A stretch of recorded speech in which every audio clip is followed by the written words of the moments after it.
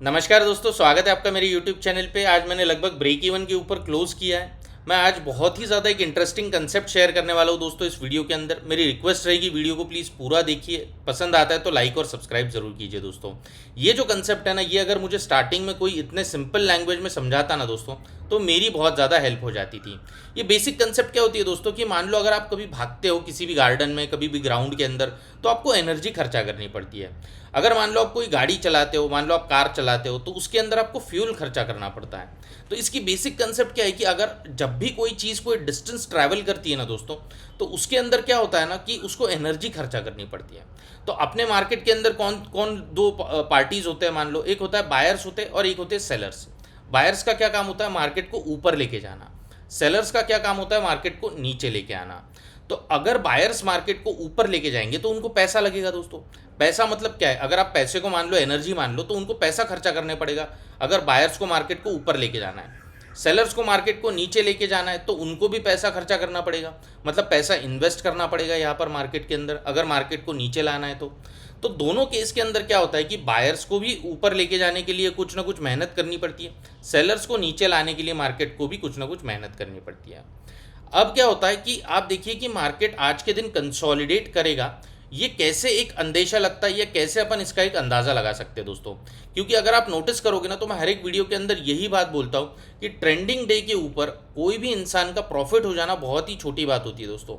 लेकिन आज के जैसे कंसोलिडेशन वाले डे के अंदर ऑप्शन बायर्स की बात कर रहा हूँ दोस्तों, अगर आप छोटा लॉस कर सकते हो या फिर आप ब्रेक इवन के ऊपर क्लोज कर सकते हो, तो इससे बड़ी कोई स्किल नहीं होती दोस्तों।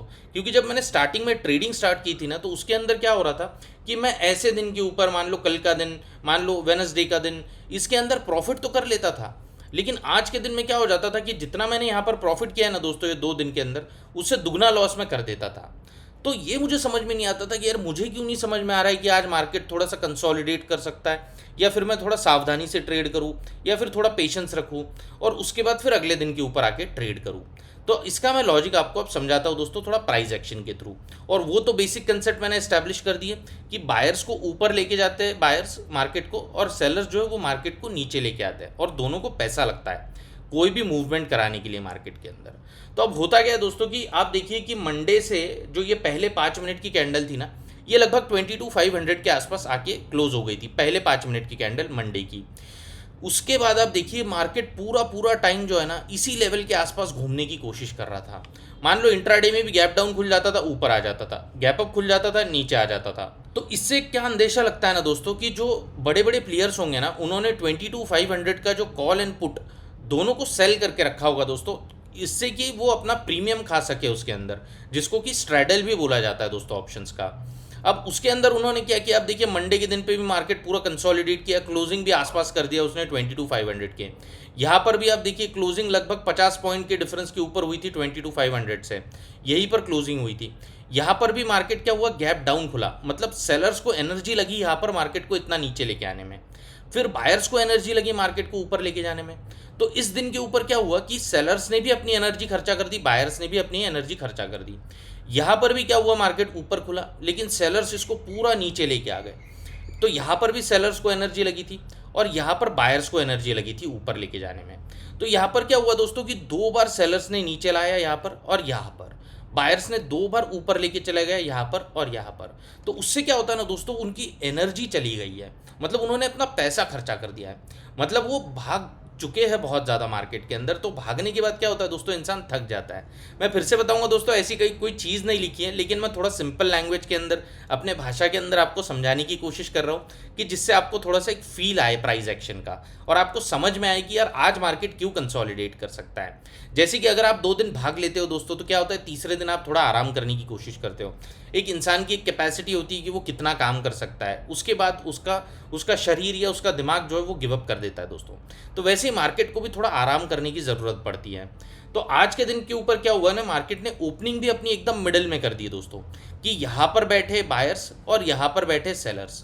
तो फिर से ये क्या कोशिश करेंगे ना कि आधे बायर्स और सेलर्स तो क्या है लगभग थक जाएंगे, वो 2 दिन देखेंगे भाई यार बायर्स एंड सेलर्स पूरा फाइट कर रहे हैं। यहाँ पर भी बायर्स एंड सेलर्स ने फाइट किया, यहाँ पर भी बायर्स एंड सेलर्स ने फाइट किया। आधे बायर्स एंड सेलर्स तो डिसाइड कर लेंगे भाई अब हम लोग शांति से बैठ जाते हैं साइड में, जिनको लड़ना है उनको लड़ने देते हैं। फिर उसके बाद उनकी लड़ाई होने के बाद जो भी जीतेगा उसके साथ हम पार्टिसिपेट करके उस डायरेक्शन में हम घुस जाएंगे। आधे लोग तो यही बोलेंगे दोस्तों। बाकी आधे लोग क्या बोलेंगे कि यार वो बोलेंगे भाई देख लेते हैं अभी कि ये जो सेलर्स है वो मार्केट को नीचे दबाने की कोशिश करेंगे और ये जो बायर्स है मार्केट को ऊपर रखने की कोशिश करेंगे। तो इनके अंदर क्या होता रहता है, फिर ऐसे अजीब तरीके की फाइट होती रहती है, अजीब तरीके की फाइट होती रहती है। सपोर्ट रेजिस्टेंस की बात करूँ अगर, तो गैप डाउन मार्केट खुला है तो ये क्लोजिंग जो है दोस्तों ये एज अ रेजिस्टेंस एक्ट कर सकती है। और यहाँ पर आप देखिए यहाँ पर एकदम सडन बाइंग हुई है दोस्तों, तो यहाँ पर जो है ना यहाँ पर बायर्स बैठे हैं और ये एक सपोर्ट का काम कर सकता है। तो इसके वजह से क्या होता है ना, यहीं पर बीच में ना तो ये रेजिस्टेंस को क्रॉस कर पा रहा है ना सपोर्ट को नीचे क्रॉस कर पा रहा है, तो ये पूरा एक कंजेशन का जोन है दोस्तों, कंसोलिडेशन का जोन है, ऐसा है वो। तो इसके वजह से क्या होता है ना दोस्तों, एक थोड़ा सा अंदाज़ा लग जाता है कि यार अब मार्केट कंसोलिडेट कर सकता है। कंफर्म चीज़ कोई नहीं होती दोस्तों मार्केट के अंदर, आप सिर्फ एक्सपीरियंस के थ्रू, प्राइस एक्शन के थ्रू पता लगा सकते हो कि यार क्या हो सकता है और उसके हिसाब से अपन एक्ट कर सकते हैं। मार्केट का व्यू हमारे व्यू के साथ मैच करता है, बहुत अच्छी बात है, नहीं करता है तो हम शांति से बैठ सकते हैं दोस्तों, मान सकते हैं कि यार हमारा व्यू गलत हो चुका है। अगर वीडियो आपने यहाँ तक देखा है दोस्तों तो प्लीज़ पूरा देखिए, इंट्राडे का एनालिसिस भी देखेंगे अपन मंडे के लिए निफ्टी एंड बैंक निफ्टी का। वीडियो पसंद आता है तो लाइक एंड सब्सक्राइब ज़रूर कीजिए। आप मेरा जो एप्लीकेशन है वो डाउनलोड कर सकते हो दोस्तों गूगल प्ले स्टोर से, उसकी जो लिंक है वो मैंने डिस्क्रिप्शन में दी है। चलते दोस्तों निफ्टी के चार्ट के ऊपर। ये निफ्टी का थोड़ा सा बड़े टाइम फ्रेम का चार्ट है दोस्तों, 75 मिनट्स का। तो अगर आप देखो तो मंडे का दिन जो था ना वो ये वाली कैंडल थी दोस्तों, और ये मंडे से लेकर फ्राइडे तक के 5 दिन है। तो जैसे कि मैं 5 मिनट के चार्ट के ऊपर आपको एक्सप्लेन कर रहा था कि मार्केट इफेक्टिवली कहीं पर भी नहीं गया है, तो यहाँ पर भी अगर आप देखो ना तो मार्केट के अंदर एक ही लेवल के अंदर प्राइस थी पूरी की पूरी लगभग। मान लो जब भी गैप डाउन खुल जाता था ऊपर आ जाता था, गैप अप खुल जाता था नीचे आ जाता था। इसके वजह से क्या हुआ कि मार्केट ने लगभग अपने आप को एक ही लेवल के ऊपर मेंटेन किया पूरे के पूरे हफ्ते। तो अगले हफ्ते क्या होता है ना दोस्तों, और ज़्यादा चांस आ जाता है और ज़्यादा प्रोबेबिलिटी बढ़ जाती है कि मार्केट के अंदर अच्छा मूव आ जाए, क्योंकि मार्केट का नेचर ही ऐसा होता है दोस्तों कि वो क्या करता है 4-5 दिन 7-8 दिन कंसोलिडेट करता रहता है और एकदम से बड़ी मूव दे देता है। लेकिन हमको क्या हो जाता है दोस्तों, हमारे दिमाग को एक आदत लग जाती है कि यार मार्केट तो कंसोलिडेट कर रहा है तो वो कंसोलिडेट ही करता रहेगा।